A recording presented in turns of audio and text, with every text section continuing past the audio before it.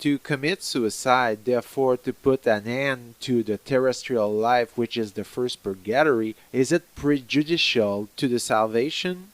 I will answer in principle yes. Since earthly life is a purgatory, we learn things there. We are separated from God who is hiding, and this is very effective for developing within the heart a discovery of one's own poverty. Earthly life is extremely helpful. To do without it is something terrible because one loses one of the rungs of this ladder, which leads to paradise. However, to commit suicide, it must be noted that it is an act which is like all human acts. It can have several causes. Sometimes suicide is generous. Take a man who does mountaineering. The pitons let go. He is hanging from the rope. He knows that if he does not cut the rope above him, everyone will perish. He sacrifices his life in order to save others. But it is an act of virtue, and this act of love will earn him a trip to heaven.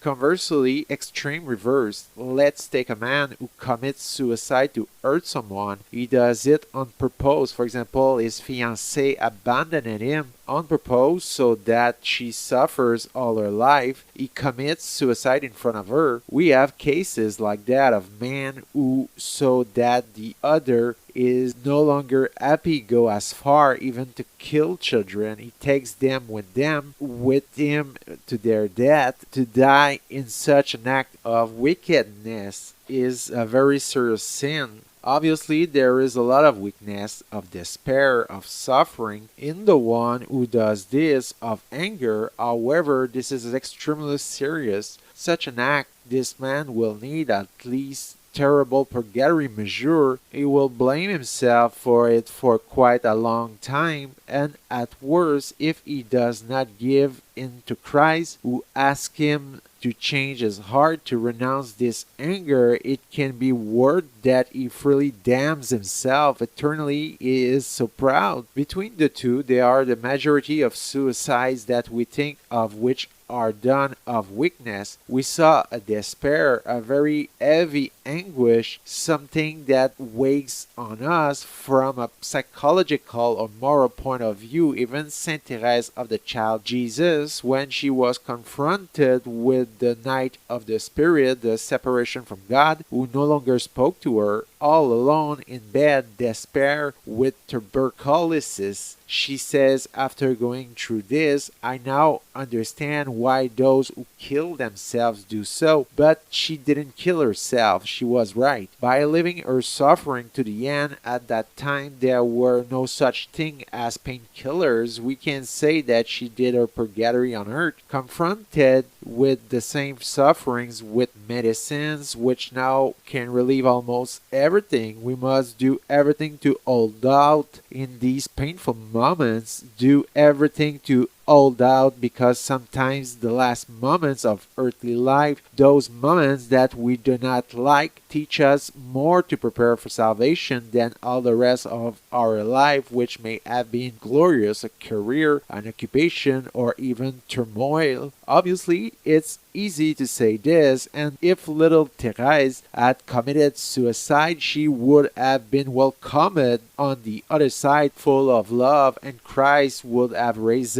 her up, understanding that having suffered so much, she had done this act in desperation. However, it is certain that not having taken advantage of all earthly life has to offer, including what it brings as suffering towards the end, little Thérèse at that time should have learned in purgatory, which she hadn't learned while on earth. So those who kill themselves always regret so. But that, however, doesn't mean they're going to hell. They just have to do what they didn't finish on earth. In purgatory, that's in the next world. So these people don't gain any time by such an act.